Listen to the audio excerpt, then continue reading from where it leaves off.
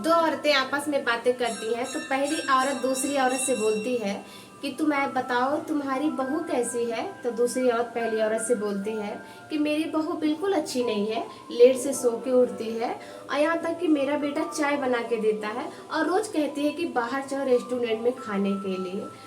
तो पहली औरत सोचती है, फिर दूसरी औरत से बोलती है कि अच्छा ये बताओ कि तुम्हारा दामाद कैसा है, बेटी कैसी है। तो बताती है औरत की ऐसा है कि मेरा दामाद तो बहुत अच्छा है, मेरे बेटे को कोई काम नहीं करने देता है, यहाँ तक कि चाय भी बना के पिलाता है और रोज रेस्टोरेंट में खाना खाने के लिए लेके जाता है, बहुत ख्याल रखता है। भगवान सबको ऐसा दामाद दे। तो आप बताइए, बेटी और बहू में इतना फर्क क्यों किया जाता है। एक बहू घर का सारा काम करती है, सारा काम करते करते समेटते समेटते रात को 12 बज जाते हैं। वो अपने बच्चों को खिलाती है, अपने हस्बैंड का इंतजार करती है, उसको खाना देती है, किचन रसोई को सॉफ्ट करती है। उसके बाद वो रात को 12 बजे सोती है। उसके बाद उसके सास ससुर उसको सुबह 5 बजे जगने की उम्मीद करते हैं कि वो 5 बजे बिस्तर से उठ जाए।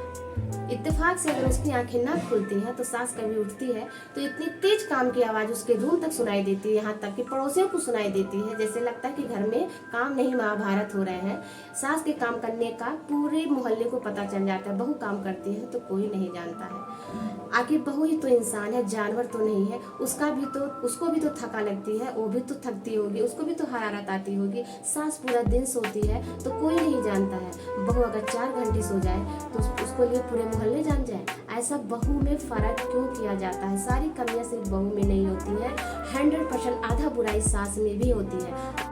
जो ननद अपनी माँ से बार बार अपनी भाभी की शिकायत करती है, उसकी बुराई करती है, अपने पिता से करती है, अपने भाई से अपने भौजाई की बुराई करती है, लेकिन यह बात वो भूल जाती है वो ननद कि एक दिन उसके माँ बाप के न रहने के बाद, उसकी शादी के बाद उसके भाई भौजाई ही उसके काम आए।